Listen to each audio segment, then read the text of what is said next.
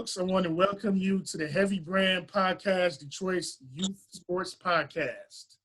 Welcome. Thank you. Thank you for the opportunity. No doubt. The pleasure was actually mine being a fellow CT alum. CT. Hey, though. Okay. So Coach Wilks, give us a little intro as far as growing up and your introduction into the beautiful sport of track and field. Okay. I'll make a long story short. But I'm actually an Ohio native, Columbus, Ohio, born and raised. So I went to a high school called Pickerington Central. It's a little outside of Columbus, suburbs of Columbus. So that's where I got my start, and then accumulated a lot of accolades there. Ended up getting a scholarship to University of Detroit Mercy, where I ran there all 4 years. And after I was deciding, do I want to go home back to Ohio? Do I want to stay in Detroit? And fortunately, I met my husband there, so he was on the track team as well. So he pretty much made my decision. So I stayed there, ended up getting a full-time job. We got married. But it was like a year or so out of track, and I was like, that itch started coming back. I'm like, I'm missing it. I'm not, I'm not working out. I'm literally just laying around. I'm like, I'm missing the track. So I ended up, my first coaching position was at a Detroit charter school called Detroit Leadership Academy. It was a new program. I don't think they ever had track before. So it was really a rewarding experience. And I was there about a whole season, 2 seasons actually. And then I ended up getting pregnant. Planned. Okay, I got pregnant. And so I had to take a little break. So it was about maybe like a year and a half off. And then I got that itch again. And I ended up being a hurdle coach at a DPS school for about a year. And then I got the call to be a head coach at CT, and the rest is history. So that's where I'm at now. You made a lot of good choices. Yeah, I'm gonna give that to God because everything I don't know. I can give that myself their credit. And I may be a bit biased because I attended Cass. I ran track at Cass Awesome. For a couple of years. Okay. So, I mean, growing up in the Midwest, there's a lot of similarities, like in the Midwest area. How was your high school experience as a student athlete? My high school experience is what led me to my love and passion of coaching. I had an amazing, amazing coach, Coach Glasgow. I don't know if you're watching, but he really taught me track. It wasn't just like go out run 200s. Like I was that athlete, even that student. I always asked questions. So he was that person. It'd be 11 o'clock at night. I'm like, why did we do that workout today? So he was the one that really kind of gave me that push and that edge that I needed. So, and then I was all-state all 4 years. So just having that success and having a coach that really cared about me on and off the track, it was amazing. So my high school experience was absolutely, that's what got my start. It was amazing. Had a great time. And like I said, I accumulated accolades, but I didn't win states. So that was one thing to this day that I'm still like, I wish, but it was a great overall experience. Okay. I know, for me, casstech wasn't actually like the high school that I thought I was going to go to, because my older siblings, they all went to this Catholic high school right outside of Detroit in Redford. And so I thought I was headed there like my siblings, join my teammates, continue playing ball, end up going to casstech, and it was like a huge culture shock as far as Catholic school, K through 12, everybody knew each other's moms, cousins, aunties. Yeah. And then Cass, it was like, 3,000 plus kids, 8 or 9 floors. Crazy. Even graduation day, like I saw people on the podium, that I hadn't seen all 4 years. So Cass, absolutely, yeah. And I could agree with that because it was a culture shock for myself. One, I went to a small high school, small college. I went into Cass. I think I got lost for the first 2 weeks every day. I have to call my athletes like, where am I right now? North or South Entrance? So I definitely agree with you saying. I got you for sure. That's a culture shock in itself. Yeah. So now, who are your biggest influences besides your coach? Who was like your main role model? My main role model, you know what, I'm gonna be cliche, but I gotta go with my parents. They gave me my start. They were the ones pushing me, they were the ones challenging me. Actually, I don't know if you know, but our hashtag, our motto when we break is shock the world. And my dad, I don't know if people know that, I didn't really tell a lot of people, but my dad was actually the person, my first meet, I was like 8 years old. And I was really nervous. I was going to throw. I'm like shaking. And he was in the bleachers and kind of leaned down, just like, go shock the world. And I was like 8 years old. And since then, every meet, he's literally said that same phrase, shock the world, shock the world. So I just took that and ran with it with my team. But those two really, they were just so supportive. And I'm sure you know how much time and money and sacrifices go into AAU sports and sports in general. And they just never missed a beat. I mean, whatever I needed, new spikes, massages, whatever, they were on it. So they really, although they didn't run, my dad was a basketball player. He was a top tier basketball player, went D1. My mom was a softball player. So they didn't really know the track life, but they figured it out quick because I would talk to them. We watched film. It was a lot. So they were my role models. They were my role models. Beautiful, beautiful. You know, that's the main thing that had me come up with this youth podcast. You know, growing up, my mom and dad were role models. My dad had been like a lawyer in Africa, came to America, had to go through law school all over again. Same college as you, UAD Mercy, actually. Cool. So I grew up with role models in my life, but some of the kids that I grew up with, the neighborhood in Detroit I grew up with was Brightmoor. And Brightmoor is a real rough area. And, you know, some of the kids in my neighborhood didn't really have role models. So with this podcast, I want to make sure that, you know, each guest is someone I know for a fact is a positive role model for the youth to inspire them. So Absolutely. Shock the world. Shock the world. There you go. Damn. So as far as like most memorable teaching moment, I don't like to use like your biggest failure. I don't like to use that term, but like, what's your most memorable teaching moment so far? Man, my most memorable teaching moment. You know what? I have so many. So I'm going to give you the most recent one. Actually happened last week. And it was something that honestly I had to unpack when I got home because it was heavy. So I have an athlete, and you know, sports, in any sport, it's 99% mental, right? Yes. Or 90% mental, 10% physical. So if you're not here mentally, then you might as well not even step to the line. So I had an athlete. She is probably one of our top athletes, but she stands in the way of herself. And it's that mind. Like she could literally, she could do damage, right? But she kind of like, she's not really confident. So we were working on that. So anyway, last week, we go from like our fastest group to our slowest group, or our slowest, but that need more work. So our first group, she's usually in, but she wasn't having, that just wasn't a good day. She was just getting last in all our workouts, all our reps. And I'm like, she usually blowing people out or can blow people out. But she just was getting last. So I'm like, okay, go to third group, which is the group that needs a little bit more work.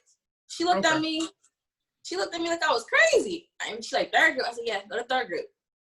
And so she went to third group, blew him out, her time was faster than the time in the first groups. And she looked at me, she was like, and I'm like, you just went, whatever. You was faster than everybody on this track right now. And she looked at me, I'm like, go back in the first group and let me see something. She went back in the first group, blew him out. But she wasn't doing that all practice. So it was heavy at the moment because I'm like, it really showed me just how much the mental plays a part and how much confidence plays a part, you know, because she knew she was going to beat the third group. But in the first group, for some reason, I don't know, some mental thing. So when I kind of moved that around, it just clicked. It clicked for her. So that was the most recent. I know I have a lot more, but that was the most recent that was kind of heavy on my heart. It just showed me how we can teach the physical all day, but if we don't teach the mental, then it's nothing. It's nothing. So. Yes, I'm glad you shared that. I know one of my recent guests, he's from the Detroit area. He played his high school ball at Mumford, and he was one of the top 10 ranked high school basketball players coming out the PSL in like the early 90s. And started off at like a big college, Minnesota. It ended up bouncing around. And I asked him the same question, you know, so the youth could kind of learn from it.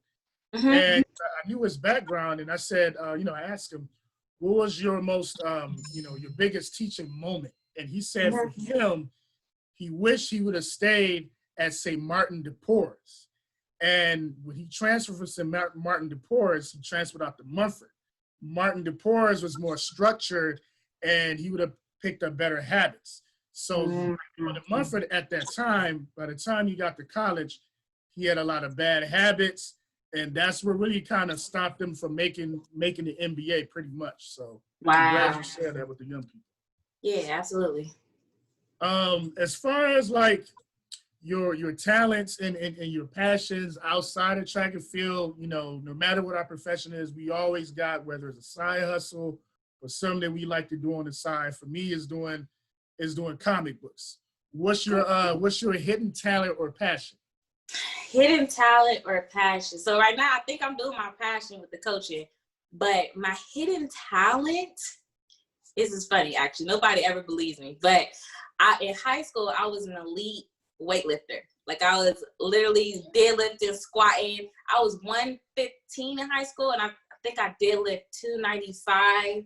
I was squatting I don't know where that strength came from, but I just had that hidden talent. And I actually was training. I'm not sure if you're familiar with Westside Barbell. He's his name is Louis Simmons, and he's like a big time weightlifter, whatever. Well, I was training with him, and he was pushing me to become like an Olympic weightlifter, but I wouldn't do it. I'm like, I can't leave track. But yeah, that's my hidden talent. Now, I mean, I'm strong, but not anywhere near where I was. I'm gonna say that, but I'm still pretty strong. I mean, you stand out as far as like a high school coach that's still in great shape. I know when I was at Cass, my track coach was Coach Wilks, and I know he coaches football. I think he still coaches football now. Yeah, and he coaches track. Oh, he's still. Oh, that's my mentor. Yeah, that's one of my mentors. Yeah, he's over the boys. I'm over the girls. So okay. Now, if you can hear this now, like I definitely want to send him a late apology. I didn't know how accomplished this man was. It didn't occur to me that, oh man, this dude is in great shape at practice. He's keeping up with us. Like I didn't know he held a lot of high school track and field records till like years later when Google was, Google was the thing. When I was coming up, Google wasn't really an option. But yeah, take care of your body. That's good for the players as you're taking them through stick drills. They probably want to know, can you do some of these drills too? So they challenge me all the time.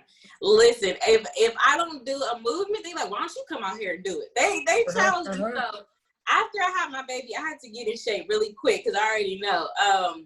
When I was a hurdle coach last year, the girl used to make me go over hurdles, and I probably at that time didn't go over hurdles in like 3-4 years. I'm like, let me put on these shoes. Let me just show them something because they ain't gonna keep testing me. So I definitely, yeah. I try to get out there as much as I can with the girls for sure. Okay. Now this comes a difficult part of this episode where we're probably gonna cover some parts that haven't been covered too often as far as, COVID-19. As a high school coach, what challenges do you anticipate as far as being able to do your job at the same time support your young athletes during these times? Yeah, and honestly, this is a conversation I have with my staff almost every day.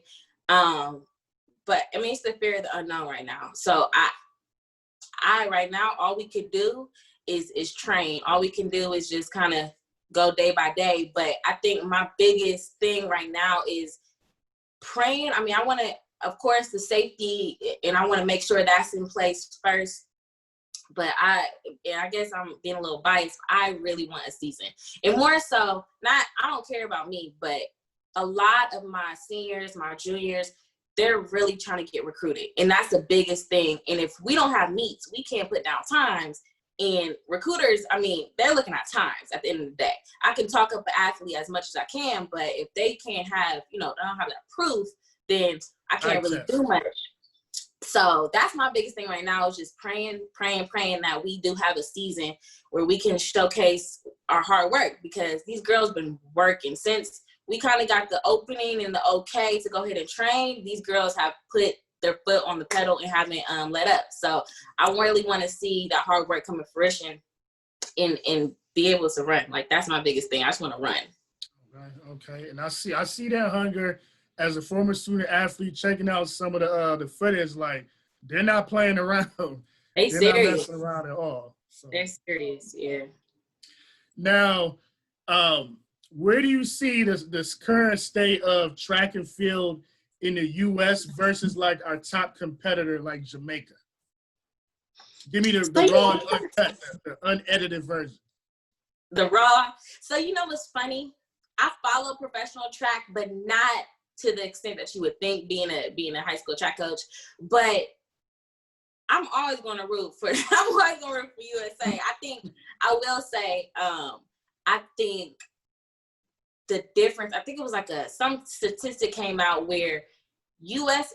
or women, I know for sure, women athletes in the U.S., their peak point is not until like 30, 35, whereas Jamaica is a little younger. So I've been seeing like Justin Gatlin, Carmelita Jeter. I know she's retired now, but they're 35, 40 and winning and with great times. So I think that's kind of encouragement for the young people. Noah,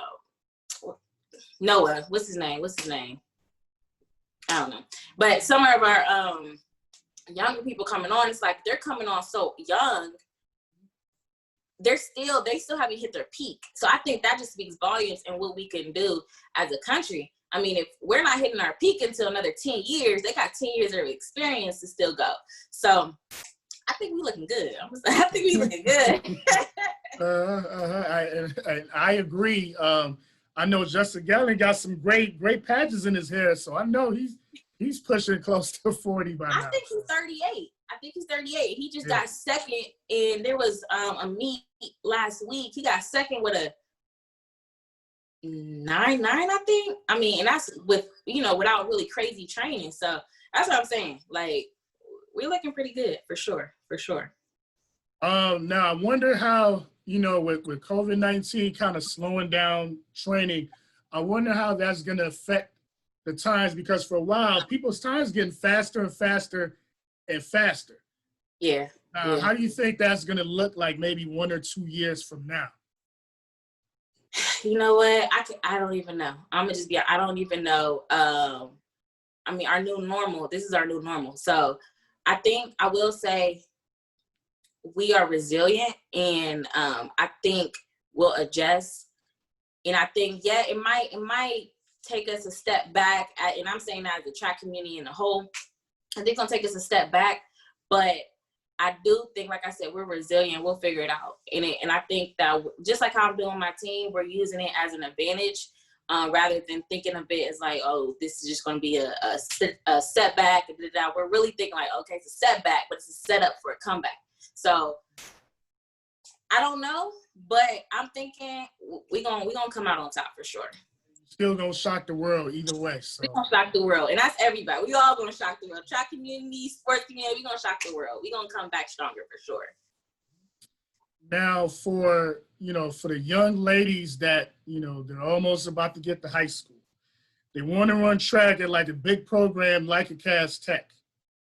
What advice would you have for them to get them ready for elite high school level track programs like casstech? To get them ready, you know what? Don't worry about the physical piece. That's my advice. Let me handle that. You worry about coming in mentally focused, confident, consistent and ready to work hard. And that's the coach's job. The coach's job is to develop those athletes. It's not their, our job is to raw talent, develop, even if you're an average runner, to develop into those elite athletes. But we can't teach hard work. We can't teach consistency. We can't teach being resilient. We can't teach all those things, being a hard worker, none of that. So my biggest advice, if you're 8th grade, 7th grade, you're like, oh, I want to be in casstech, but no. Come in with confidence, come in ready to work, and then we'll build you up to that. So that's my biggest advice. Just be mentally prepared. Okay. And the success piece, with hard work, the dictionary, I used to hear the dictionary is the only place where success comes before hard work. Absolutely. Now, Tell us a little bit about your Courageous Track Club. Yeah, so Courageous, and it's interesting because as big as a program casstech is, there's never been an AAU team that was attached. So there's a lot of schools, I know, like Oak Park, for instance, they pretty much have like a Motor Track City. Club. Right. So they're attached, and then there's other schools like that. And I'm like, so when I got on board, I'm like, Cass don't have that? Like, so they're not running all year round, which is a disadvantage, right? When other teams are running all year round, we only got that spring season. So one thing with Wiltshire, when he brought me on, that was something that we were brainstorming. I'm like, we have to have the AAU team, because the only way to run indoor is under AAU team, you can't run under your school. So that was like one of my biggest things coming in. I wanted to make sure that we secured that AAU team. So birth Courageous, and Courageous, it's 99% casstech. So I'm really focusing on like building a legacy and really being able to develop not only on the track, but develop the morale amongst the team. So Courageous is something that we're still in the works with, but we really had a great indoor season. That was, I think we had like 35 athletes. Only 2 out of 35 athletes ran indoor track before. So it was a new experience for them. And they definitely rose to the occasion. Our state meet, we had, I think, 5 different events placed in the top 10 in the state. So okay. Yeah. We had a lot of PR. It was an amazing stuff. It's slowly, we're going against teams that's been doing it for 20, 30, Motor City been around. Did you say forever? It's been forever. So we going against these big squads. We year 1. So it's different, but we're coming along very well. We're garnering a lot of athletes, and I think it's an attraction to see that the track teams all year round. So Courageous Track Club, we coming for sure. Now, share a little info. I just pulled up the little share screen. Yeah. Tell us about the fundraiser. How can we help? Yes. So July 25th, we actually, this was Detroit Body Garage. Tara Casher, she is the owner of Detroit Body Garage, and Patty Dukes, who's a fitness guru in Detroit. They actually, without my knowledge, came together like, how can we help Courageous, which is huge because there's such a influential, 2 influential people in Detroit fitness, and they're just our biggest allies and our biggest advocates. And they came together, approached me like, hey, can we do a fundraiser for y'all? I'm like, absolutely. So they put together this fundraiser. It's a hip hop fundraiser. So Patty Dukes will be giving like a little dance thing they can do. It's from 9 to 10, July 25th, which is not next Saturday, but the Saturday after. We'll also have like a lemonade stand, fresh homemade lemonade. And then we'll have a bunch of track gear, track accessories that we'll be selling as well. So it's just gonna be a fun time. And then you'll be able to meet the Courageous team.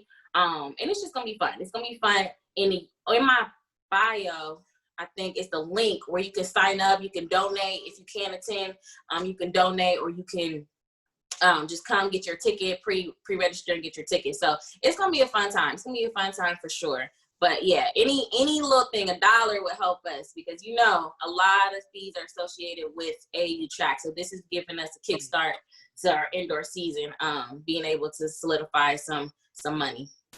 Yep. Now for the bio, what's your tag name for those that are not familiar? Yeah, so my Instagram, and I'm pretty much predominantly on Instagram, is Coach Jazz, Coach JAZZ 33. 33? Okay. Yep, 33. That's my Instagram. Excellent. Now, with your multiple tasks and got the newborn, got the married life, you got the athletes to take care of, student athletes. What are you doing for self-care? That's big. That's big. That's big. So it's interesting that you asked me that. We have an empowerment coach on our staff, and she's really big into mindfulness. And she does the meditations with our student athletes before a big race. Like, she's all in. Her Instagram name is the Kira Magic. Hold on. I'll write it in the comments because I can't think of it. But her name is Charisma. And what she does is amazing. So when I'm feeling overwhelmed or when I just need a second, I call her up and we do a guided meditation. And it's just amazing. And then another thing I do, I take breaks. I have an amazing, and I might be biased saying this, but I think our coaching staff is the best in the country. So I'm able to take a day if I need a day, and they can handle it. We have captains that can just, handle the team. So when I'm feeling overwhelmed, I got to cook dinner, I got a presentation to do at work, and also I got to get a workout in. I'm like, you know what, let me prioritize, and my family's always first. And after that, I'm like, okay, if I can't make practice, I can't make practice. Because if I come into practice scatterbrained and my energy's low, then it affects my athletes. So I'm like, you know what, I'd rather take a step back, clear my head, pray, meditate, do what I need to do, and then come back fresh, ready to coach, because they need my energy. They need my energy to thrive. So that's my biggest thing. I pray, I take deep breaths, and I meditate, and I just take a step back when needed. Excellent. We can all, take tips from each other, whether we're co-workers or friends. It's always good to kind of trying to pick each other's brain to see what is so-and-so doing for self-care. Maybe I could try this. So now on a lighter note, okay, which actress will play Jasmine Wilks in the movie and why? In your life story movie and why? Okay, let me think. Oh, okay. An actress. I'm going to have to go with Keke Palmer. And I say that because I bring a lot of passion to my practice, to my athletes, to everything I do when it comes to track. Like, that's my key word is passion. I think Keke could portray that passion that I have. I mean, I'm a little feisty, and I think she got the feistiness. My athletes would say I'm a little crazy, but I think she could portray my whole demeanor from the caring but passionate, sassy coach. I think she'll nail it down. And she's young, and I think she got it. Beautiful. Yeah. I like that actually. With coaching, you want a passionate coach, especially at the high school level, maybe not always necessarily on the college level, but especially at the high school level, because teenagers are trying to find themselves. They need somebody to pick them up when they're going through it. So passion is definitely a needed trait for a high school coach. Now, moving forward, what is your 5-year outlook like? Where does Coach Jazz see herself 5 years from now? 5 years. I'll be early 30s. Oh, wow. I know. I know. Got time on your side. Thank God for that. You know what? Honestly, 5 years from now, I see myself, because what I'm doing, I'll say this, my career, my passion, my hobbies, it all revolves around youth. And not just youth, but Black youth. So and that's always going to be the forefront of everything I do in life. So 5 years, I still see myself a advocate for Black youth. Absolutely see myself coaching at CAS. But I now see myself really, really starting to create this legacy at CAS. I know it's one of the most respected, decorated track programs. I think the last few years it fell off a little bit, but my goal in 5 years to be contending for a state title. And I'm gonna put it out there because I think not only are we building these youth up physically, but we're building them up mentally, and that goes a long way. And I'm very big on development. So you bring me an average runner that has hard work, I'm gonna take her to the next level, or him in that matter. So 5 years from now, definitely still advocate for my Black youth, and really being one of the top tier programs, Courageous and casstech in the state. That's it. Excellent. Coach Jazz, it was a pleasure having you on. You know, I get a lot of flack sometimes from some of my viewers. You know, they're like, you know, you don't get enough people, you know, from the city on your podcast. You have people in New York, California, different parts of Africa. You know, where's the city at? So, Right. you know, I'm glad to have somebody coaching my alma mater and putting on for the school, putting on for the city. Thank you for coming on the podcast, Coach. Absolutely. Thank you for having me. And let me give a shout out real quick, because you know I got to give them shameless plugs. I really wanted to take a second, shout out my coaching staff, because without them, there's no program, period. They got my back on everything. So Coach Jules, he's our strength conditioning coach. Coach K, she's our distance and field event coach. And then we have a team mom who just keeps it all together with all the crazy hotels, buses, all that stuff. She does all the administrative work. So we're small, but we're mighty. So I appreciate all my coaching staff, all my athletes and parents. I love y'all. Excellent. And one last thing before you go, to all the young people watching this show, I got a lot of viewers out in Ghana, my homeland. They're like 4 hours ahead. I also want to add, for all you young athletes, you know, that's going through, you know, whatever situation you're going through, try to stay on your sports teams. Don't quit, because when I quit the track team at Cass, to this day, that's like my biggest learning moment, my biggest teacher moment. So don't give up, stay at it, and confide in your coaches, y'all. Salute. See ya.